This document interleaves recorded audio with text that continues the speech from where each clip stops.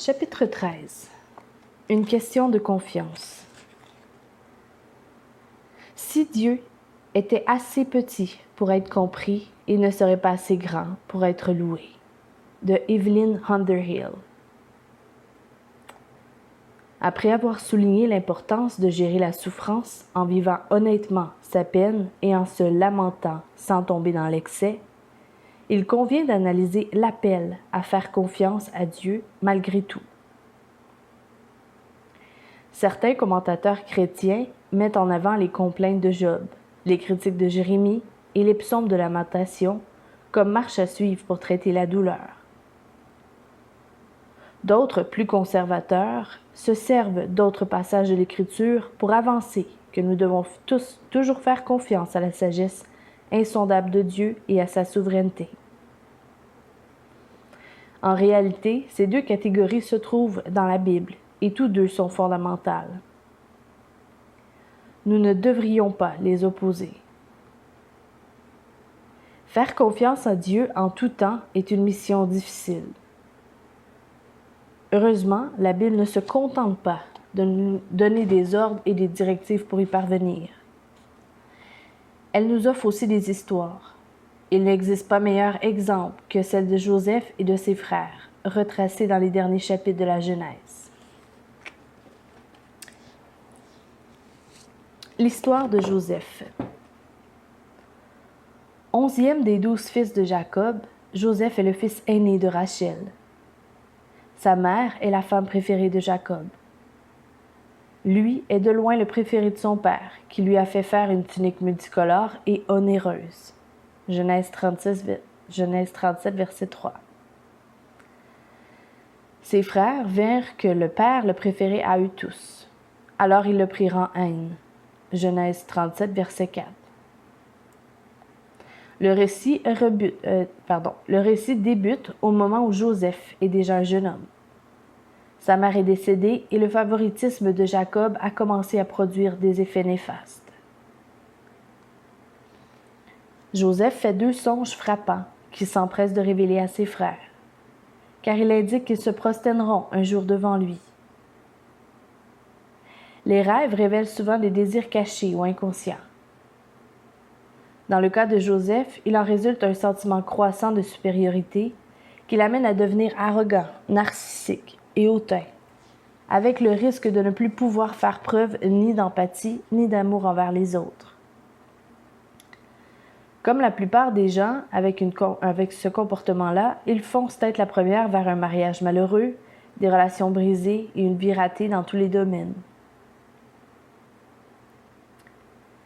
Mais Joseph ne voit pas non plus les toxines au sein de son système familial. Ses rêves rendent ses frères encore plus furieux contre lui, empoisonnant leur cœur avec des doses supplémentaires d'amertume. Ils désirent ardemment l'amour de leur père en vain. Ils haïssent Joseph et rivalisent entre eux. Les conséquences sur le caractère des fils de Jacob se révèlent dans l'histoire de Tamar et Juda, narrée au chapitre 38, qui sert d'interlude. Ils deviennent durs, cruels et égoïstes, avec un sombre avenir devant chacun d'eux, fait de peur, jalousie, déception, violence et rupture familiale. Puis, il arrive une chose horrible à Joseph, suivie d'une série d'événements atroces. Ses frères faisaient paître le troupeau de leur père à un endroit reculé. Jacob envoie Joseph vérifier que tout se passe bien. Il ne trouve personne à son arrivée. Un étranger l'informe qu'ils sont à Dothan, un lieu encore plus reculé, qui offre aux frères remplis d'amertume leur chance de se débarrasser de Joseph sans être vus. Ils jettent Joseph dans une citerne vide et décident de son sort. Certains sont partisans de le tuer, d'autres de le vendre à des marchands d'esclaves, solution pour laquelle ils optent. Ils font croire à leur père que Joseph a été attaqué et dévoré par une bête. Un Joseph sans défense est ligoté et emmené dans la lointaine Égypte, où il devient esclave domestique. Il travaille assidûment dans l'espoir de satisfaire son maître et d'améliorer son sort. Il se trouve accusé injustement par l'épouse de son maître, frustré qu'il ait refusé ses avances et emprisonné en conséquence, sans espoir d'être un jour libéré. Le récit parle à peine de la vie spirituelle de Joseph. Nous savons qu'il a supplié ses frères de le laisser en vie quand il était dans la citerne, en Genèse 42, 21. Il a aussi dû faire appel au Dieu de ses pères, Abraham, Isaac et Jacob. Il a dû demander à Dieu de le délivrer, mais seul le silence lui a répondu. Puis en Égypte, il a peut-être prié d'avoir une occasion d'échapper à l'esclavage. Non seulement il ne se passe rien, mais pire, il se retrouve dans les geôles du Pharaon. Joseph a probablement prié pendant des années pour que Dieu lui vienne en aide, sans jamais recevoir la moindre réponse. Mais un jour, le vent tourne. Joseph a rencontré un échanson du Pharaon, envoyé en prison parce qu'il avait perdu les bonnes grâces du roi. Cet homme fait un rêve que Joseph interprète correctement grâce à l'Esprit de Dieu. L'homme reprend sa place à la cour, mais oublie Joseph jusqu'à ce que le Pharaon fasse lui-même 2 rêves incompréhensibles. L'échanson a fait alors venir Joseph, qui interprète les rêves grâce à l'aide de Dieu. Il s'agit d'avertissements de Dieu quant à la venue de 7 années de famine d'une gravité sans précédent. De plus, Joseph présente un plan d'action susceptible de sauver l'Égypte de la famine et d'augmenter sa puissance et son influence dans toute cette partie du monde. Le Pharaon reconnaît immédiatement le génie de Joseph ainsi que l'Esprit de Dieu en lui. Il le place à la tête du gouvernement et l'autorise à mettre en œuvre son programme. Joseph se sert de son nouveau pouvoir pour mettre en place un grand plan de lutte contre la famine qui sauvera la vie de tout le peuple. Très vite, en effet, les foules d'affamés de toute cette région du monde affluent en Égypte. C'est ainsi qu'un jour, 10 Hébreux sales et fatigués se présentent à Joseph, impatients d'acheter du grain pour nourrir leur famille. Il s'agit bien entendu des frères de Joseph. Ils ne le reconnaissaient pas, car il a grandi et portait des habits de la cour d'Égypte. Mais Joseph les reconnaît et reçoit un coup en plein cœur. Il décide néanmoins de cacher ses émotions et son identité. Lors de différentes rencontres, il teste ses frères. Il leur offre d'abord de la nourriture et du vin. Puis plus tard, il menace et les effraie. Dans son commentaire de la Genèse, Derek Kidner écrit « On voit le bien fondé de la politique de Joseph dans le changement d'attitude de ses frères, comme si l'alternance chaud-froid avait ouvert leur cœur à Dieu. » Ce commentaire de Kidner résume la stratégie de Joseph. On a d'abord un avant-goût de châtiment, léger et glacial. Il accuse ses frères d'espionnage, ce qu'il réfute. Mais il place Siméon en détention en gage de leur sincérité. Tout ceci leur rappelle fortement leurs péchés. Joseph les force à revivre leur passé en prenant en permanence des dispositions par rapport à la situation. Puis, il abat sa dernière carte. S'ils veulent encore avoir de la nourriture, les frères doivent amener en Égypte leur plus jeune frère, Benjamin, dernier enfant de Rachel, devenu le préféré de Jacob. Ils répugnent à l'idée de faire cette demande à leur père. Effectivement, Jacob en meurt presque à l'idée de se séparer de Benjamin. Mais ils savent tous qu'ils n'ont pas le choix, qu'ils ne veulent pas mourir de faim. Ils reviennent donc en Égypte avec Benjamin. Pourtant, Joseph s'arrange pour que Benjamin soit accusé d'avoir volé une coupe d'argent et donne un ultimatum à ses frères. Il les laissera rentrer librement chez eux si Benjamin reste pour purger sa peine. Joseph donne à ses frères toutes les occasions possibles d'agir envers Benjamin comme ils ont agi avec lui, à savoir de se débarrasser du préféré de leur père, de le sacrifier pour assurer leur liberté et la sécurité de leur propre vie. Genèse 44, verset 17.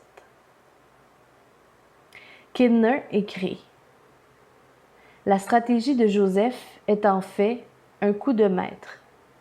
Comme le jugement de Salomon, la menace soudaine qui plane sur Benjamin a fait office de révélateur. Les frères de Joseph sont mis à nu en une seconde. Toutes les conditions étaient réunies pour une autre trahison.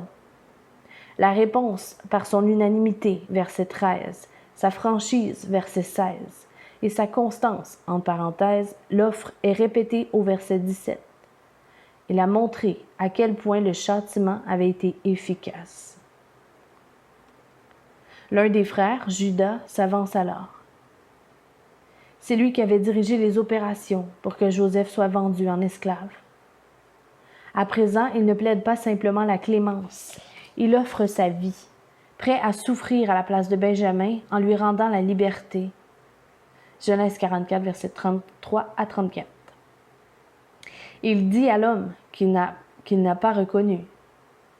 Maintenant donc, je te prie, permets à ton serviteur de rester comme esclave de mon Seigneur à place du jeune homme, et qu'il reparte avec ses frères. Comment pourrais-je retourner chez mon père sans le jeune garçon?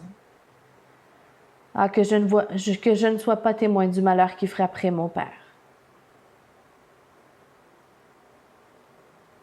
En entendant cela, Joseph craque. Il éclate en sanglots et avoue devant ses frères sidérés. « Je suis Joseph. »« Je suis Joseph, leur dit-il, votre frère que vous avez vendu pour être emmené en Égypte. Et maintenant, ne vous tourmentez pas et ne vous accablez pas du remords de m'avoir vendu comme esclave. C'est pour vous sauver la vie que Dieu m'a envoyé devant vous. Bientôt, toute la famille, avec le père inclus, se trouve réunie en Égypte, où ils vivront dans la paix et la prospérité, jusqu'à ce que Jacob et Joseph décèdent, tous deux à un âge avancé et en ayant pleinement profité de la vie. Le Dieu caché. Quel est le lien avec la façon dont nous affrontons la déception, la douleur et la souffrance? Tout s'imbrique. Nous pouvons lire cette histoire et nous demander si Dieu a refusé de s'impliquer pendant toutes ces années où il a semblé absent de la vie de Joseph. Quand il priait pour rester en vie dans la citerne, Dieu ne l'écoutait-il pas? S'il était là et il était à l'œuvre, il était caché, mais il maîtrisait parfaitement la situation. Certains ont comptabilisé la totalité des accidents et coïncidences nécessaires pour que Joseph devienne esclave en Égypte. Il a fallu que Jacob décide d'envoyer Joseph vérifier que ses frères s'occupaient bien des troupeaux, qu'il croit que ses fils étaient à Shechem. Autrement, il ne l'aurait sûrement pas envoyé à Dothan.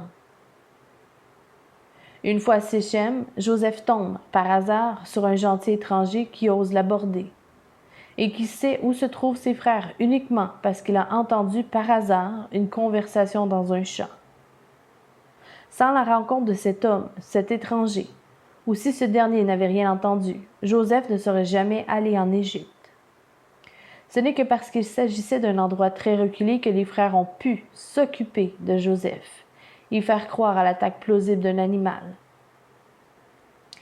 L'aîné, Ruben, opposé au mauvais traitement infligé à Joseph, est naturellement absent quand les marchands d'esclaves arrivent. Judas et les autres peuvent ainsi leur vendre Joseph. Une autre série de coïncidences mènera Joseph à la cour du Pharaon. Il faut que Joseph soit envoyé chez un homme dont la femme tombe amoureuse de lui. S'il n'avait pas été victime d'un faux témoignage, il n'aurait pas été envoyé en prison. Si le Pharaon n'avait pas été en colère contre son échanson, ce dernier n'aurait pas fini en prison et n'aurait jamais rencontré Joseph. Combien de coïncidences en tout? Nous perdons le compte, mais une chose est certaine, si un seul de ces événements avait différé et beaucoup étaient horribles, Joseph n'aurait jamais été envoyé en Égypte. Quelles en auraient été les conséquences? Énormément de gens seraient morts. Sa propre famille serait morte de faim. Et d'un point de vue spirituel, la situation familiale aurait été désastreuse. Joseph aurait été perverti par l'orgueil, ses frères par leur colère, et Jacob par son amour idolâtre et fusionnel pour ses plus jeunes fils. Nous avons déjà analysé cette théologie. Selon la Bible, Dieu est souverain et contrôle les événements. Et dans le même temps, les êtres humains exercent leur libre arbitre et sont responsables de leurs choix. Le principe théologique est bien plus fort et saisissant avant qu'il l'ait placé dans une situation réelle.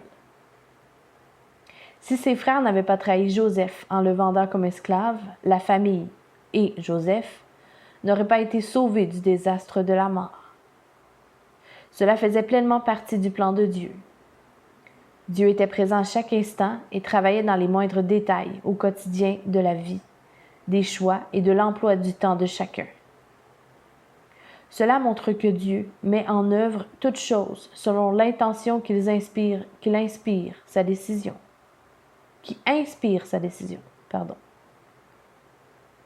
L'attitude des frères est-elle correcte pour autant? Pas du tout. Ils ont mal agi, sans avoir subi de contraintes. La honte et la culpabilité les ont ensuite écrasés. Grâce à un processus douloureux qui les a obligés à revivre leur mauvais comportement, ils ont pu y renoncer et obtenir la liberté et le pardon. Comment est-ce arrivé? Par la souffrance. La souffrance de Jacob, des frères et celle horrible de Joseph. Les années atroces d'esclavage pour Joseph, les années atroces d'une culpabilité qui a rongé les frères, les années atroces de dépression et de grande tristesse pour Jacob, tout était prévu dans le plan de Dieu. Par quel autre moyen aurait-il pu être sauvé, corps et âme? C'est pour notre bien qu'il nous corrige. La douleur a ensuite pour fruit une vie juste. Souvent, les bergers anglais prennent brebis et béliers pour les plonger un par un dans une grande cuve remplie d'une solution antiseptique. Le berger doit immerger entièrement chaque animal, en maintenant les oreilles, les yeux et la gueule sous le liquide. Il s'agit bien sûr d'un moment très effrayant pour les animaux. Si l'un d'eux tente de sortir trop tôt de la cuve, les chiens aboient, mordent et l'obligent à y retourner. Aussi éprouvant soit-il, ce traitement périodique les protège des parasites et des maladies. C'est pour leur bien. Un auteur chrétien commentant cette pratique, n'a pu s'empêcher de faire le lien avec Jésus, appelé le bon berger, et nous ses brebis. Certaines de mes expériences m'ont rendu ces pauvres béliers très sympathiques. Je ne comprenais pas le traitement que m'infligeait le bon berger, auquel je faisais confiance. De plus, il ne me donnait pas la moindre explication. En observant les moutons se démener, je me disais, si seulement on pouvait leur expliquer. Mais une telle science est hors de leur portée, trop subtile pour qu'ils puissent l'atteindre. Nous avons nous aussi un bon berger qui tient à ses brebis, même s'il nous fait souvent passer par des choses effrayantes et incompréhensibles pour le moment. Faire confiance au Dieu caché. Le plus frappant est qu'en exaucant les prières de Joseph, Dieu leur est grandement desservi. Nous devons comprendre que pendant environ 20 ans, Dieu a probablement et invariablement dit non à toutes les demandes de Joseph.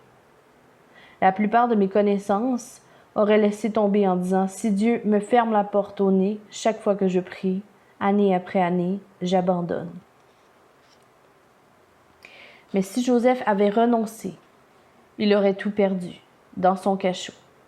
Il s'est tourné vers Dieu pour l'aider à interpréter le rêve. Malgré toutes ces années sans réponse, il faisait toujours confiance au Seigneur.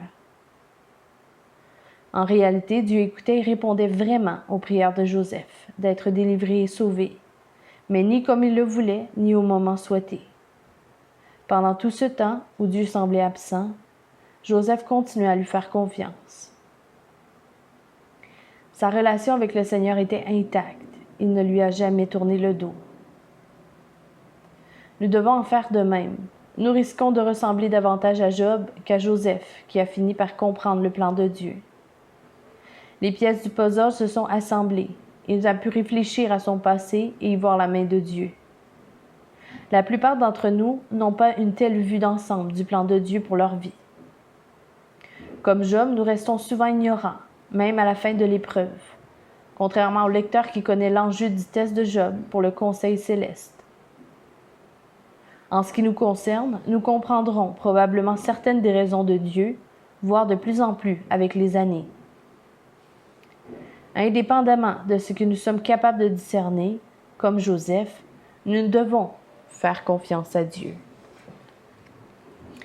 Il est intéressant de comparer cette histoire à un autre événement qui a eu lieu à Dothan des années plus tard, dans une ville désormais et non plus un trou perdu. Le prophète Élisée et son serviteur se trouvent bloqués dans la ville assiégée par les troupes syriennes. Le serviteur est terrorisé. Le prophète prie Dieu pour qu'il lui ouvre les yeux et le serviteur voit alors des chariots de feu, l'armée des anges entourant la ville et les protégeant tous.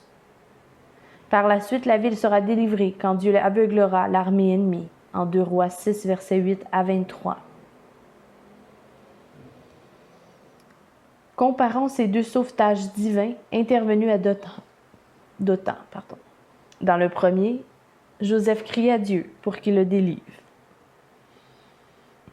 Pourtant, Dieu semble inerte. Dans le second, Dieu répond immédiatement à la prière d'Élisée en opérant un grand miracle.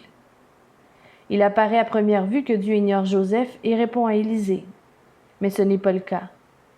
La suite a montré que Dieu était aussi vigilant quand il se cachait que quand il faisait des miracles. Les deux extrêmes de sa méthode se rejoignent en fait à Dothan. Car c'est là que Joseph a crié en vain, en Genèse 42, verset 21, et qu'Élisée s'est vu entouré des chars de Dieu. Dieu était tout aussi présent dans ses réponses lentes à Joseph que dans sa réplique éclair à Élisée. Son grand amour se trouvait impliqué autant dans le silence de la citerne que dans la réponse bruyante et spectaculaire à la prière. On pourrait argumenter que l'effet du salut de Joseph, bien que moins surnaturel et dramatique, avait une portée plus large et plus profonde. Nous apprenons ainsi que bien souvent, Dieu ne nous donne pas exactement ce que nous demandons. À la place, il nous accorde ce que nous aurions demandé si nous avions su tout ce qu'il sait. Nous ne devrions jamais estimer que nous en savons assez pour douter des voies de Dieu ou nous aigrir contre ce qu'il a permis. Nous ne devrions jamais croire non plus que nous avons gâché notre vie ou le plan de Dieu pour nous.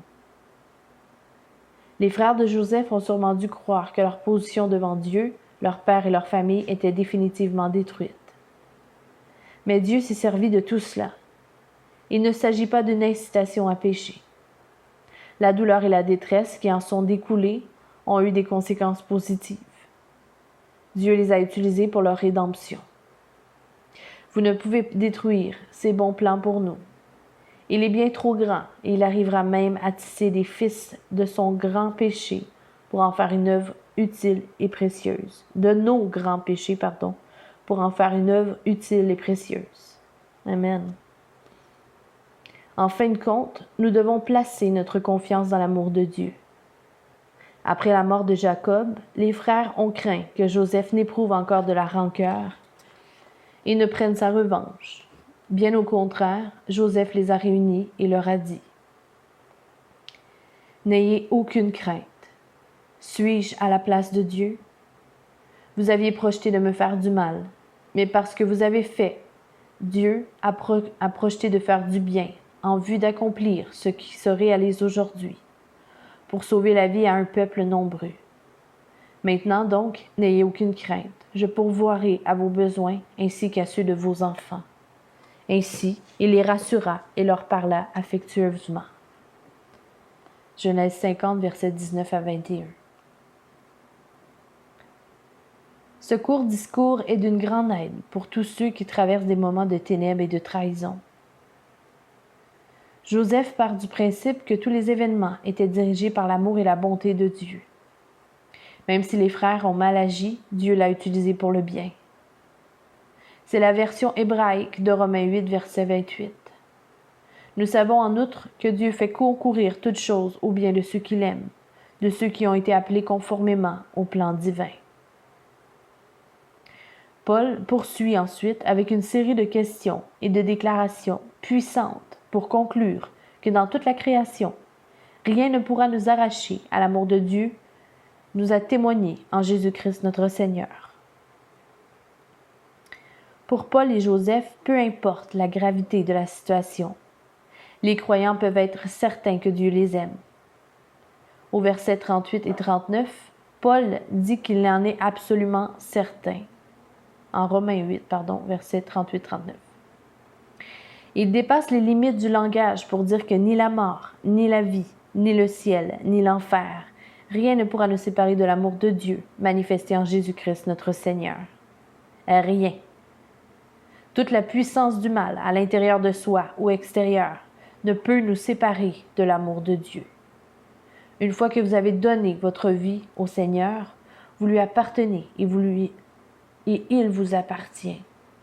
Rien ne pourra jamais changer cela. Tout est lié. L'histoire de Joseph nous montre que tout ce qui arrive fait partie du plan de Dieu, détails et mésaventures inclus. Voici un exemple personnel qui en témoigne. Je demande parfois aux membres de mon assemblée à New York, l'Église presbytérienne du Rédempteur, s'ils sont contents qu'elle existe. Ils répondent oui, heureusement. Je déroule alors la liste des coïncidences à la Joseph qui en sont à l'origine.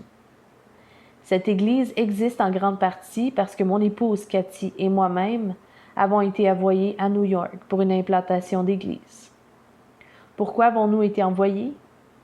Parce que je faisais partie de l'Église presbytérienne, dénomination qui encourage l'implantation d'Églises. Mais pourquoi avons-nous choisi cette dénomination? Parce que lors de mon dernier semestre d'études en théologie, un professeur m'avait convaincu d'adhérer aux doctrines et croyances du presbytérianisme. Mais pourquoi ce professeur enseignait-il là, à cette époque? Uniquement parce qu'après de longs mois d'attente, ce citoyen britannique avait reçu son visa pour venir enseigner aux États-Unis. Mon université l'avait embauché, mais il avait eu d'énormes problèmes pour obtenir son visa. Il restait une pile de formulaires à traiter à cause du processus bloqué. Pourquoi a-t-elle finalement abouti? Parce que l'un des étudiants a pu donner un gros coup de pouce. C'était le fils du président des États-Unis d'Amérique. Pourquoi son père était-il président? Parce que son prédécesseur, Richard Nixon, avait dû démissionner suite à l'affaire de Watergate. Pourquoi le scandale de Watergate avait-il éclaté? Parce qu'un soir, un gardien de nuit avait remarqué une porte non verrouillée. Que se serait-il passé si le gardien n'avait pas remarqué ce détail? S'il avait regardé ailleurs? Alors il ne se serait jamais rien produit dans cette longue chaîne de coïncidences. L'Église du Rédempteur n'existerait pas. Tout cela était-il arrivé par hasard? J'en doute. Si toutes ces choses ne sont pas dues au hasard, rien ne l'est. J'aime dire aux membres de mon assemblée que s'ils sont reconnaissants pour leur Église, même le Watergate a eu lieu pour eux. Nous ne percevons qu'une part infime du millionième des voies utilisées par Dieu pour le bien de ceux qu'il aime. Il conduit toutes choses. Cet extrait de la correspondance de John Newton, pasteur anglican du 15-18e siècle, dans laquelle il réconforte une femme dont la sœur est malade, prend tout son sens à la lumière de l'histoire de Joseph. Il est écrit « Je pense beaucoup à votre sœur. Je suis peiné par sa maladie. Si c'était en mon pouvoir, je l'ôterais tout de suite. Le Seigneur le peut, et j'espère qu'il le fera, quand la maladie aura accompli ce pourquoi il l'a envoyée. Je souhaite qu'il vous rende capable d'abandonner votre sœur, vous-même et tous vos soucis sont dans ses mains. Il a le droit souverain d'agir comme il veut avec nous. Si nous considérons ce que nous sommes, nous ne manquerons pas de reconnaître que nous n'avons aucune raison de nous plaindre. Sa souveraineté s'exerce dans la grâce pour ceux qui le cherchent. Tout travaillera ensemble pour le bien. Tout ce qu'il envoie est nécessaire. Rien de ce qu'il enlève ne peut avoir en soi de nécessité. Vous avez besoin de patience, et si vous la demandez au Seigneur, il vous la donnera. Mais la paix parfaite ne peut provenir que d'une volonté assujettie. Cachez-vous à l'ombre de ses ailes. Comptez sur sa bienveillance et son pouvoir. Considérez-le comme un médecin qui a gracieusement entrepris de guérir votre âme du pire mal qu'il soit, le péché. Cédez à ses instructions et combattez toute pensée qui voudrait vous faire croire qu'il y a des avantages à choisir par vous-même. Quand vous ne pouvez y voir clair, soyez heureuse qu'il soit votre guide. Quand votre esprit est accablé, il connaît le chemin. Il ne vous laisserait pas couler. Il a prévu des temps de rafraîchissement et vous découvrirez qu'il ne vous a pas oublié. Avant toute chose, restez près du trône de grâce. Si nous ne semblons obtenir aucun bienfait à nous rapprocher de lui, soyons certains que nous n'en retirerons aucun si nous ne le faisons pas. L'affirmation de Newton, tout ce qu'il envoie est nécessaire, rien de ce qu'il enlève ne peut avoir en soi de nécessité, résume une montagne de théologie biblique dans un dé à coudre. Si l'histoire de Joseph et toute la Bible sont vraies, alors tout ce qui peut avoir cours dans votre vie, aussi pénible soit-il, est quelque chose dont vous avez besoin d'une manière ou d'une autre. Quand vous priez, rien sauf ce qui vient de Dieu n'est une nécessité, même si vous êtes persuadé de ne pouvoir vivre sans.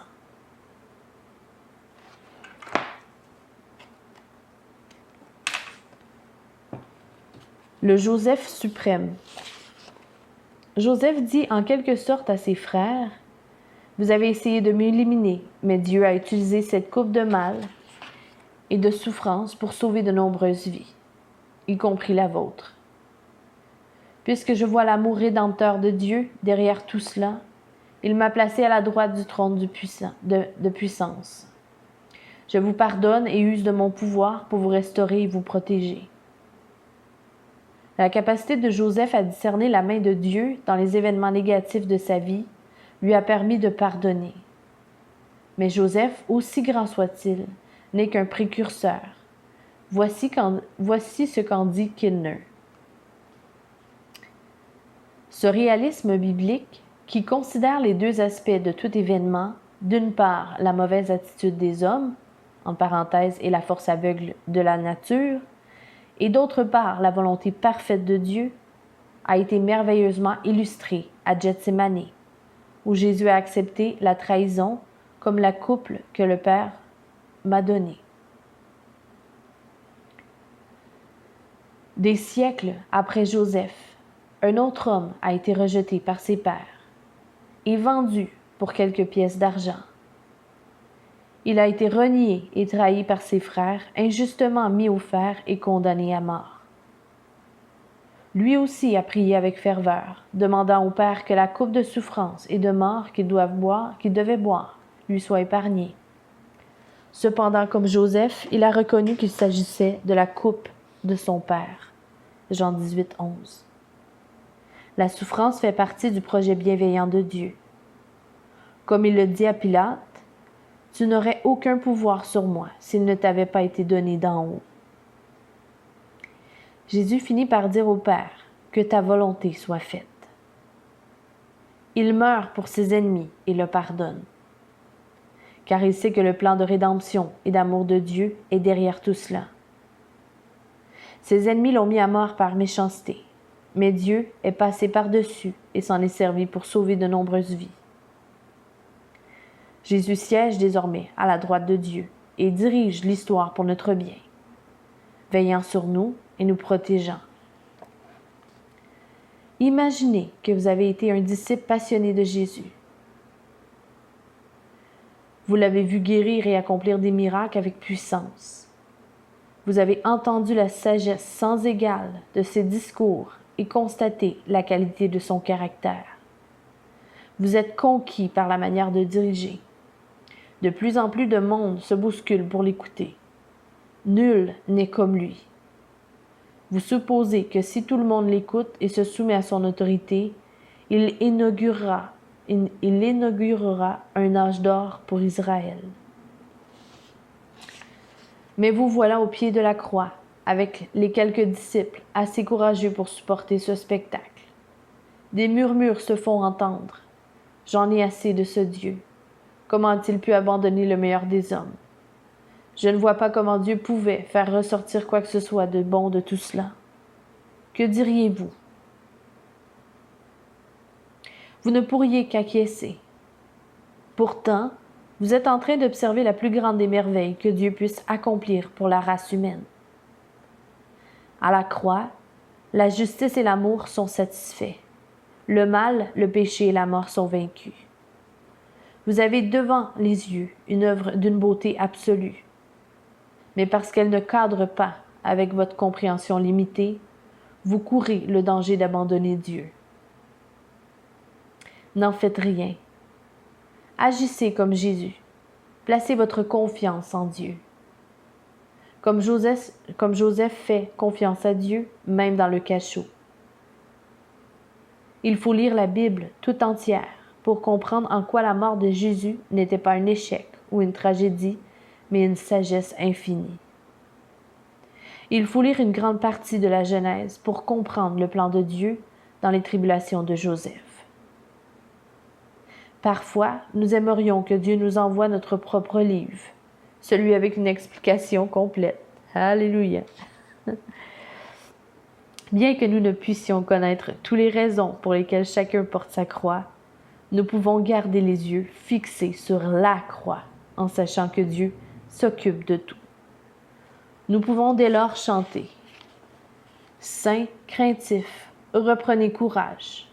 Ces nuages chargés non d'orage, mais de compassion éclateront sur vos têtes en bénédiction. » Amen. La Bible nous montre à de nombreuses reprises que Dieu sauve par la faiblesse et non par la force. Jésus a triomphé dans la défaite, a gagné en perdant, est descendu pour monter.